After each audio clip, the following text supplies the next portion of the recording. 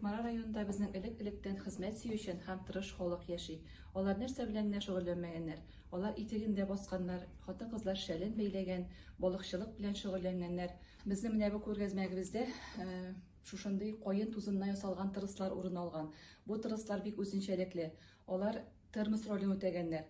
Димәк, инде анда эссе көнне салкын ризык бозылмаган, ә инде салкында кайнар ризык сакланган. Җиздән эшләнгән самоварлар һәм кубаннар ләгәннәр урын алган. Да Володиннар бау ишү предприятиесендә эшләнгәннәр.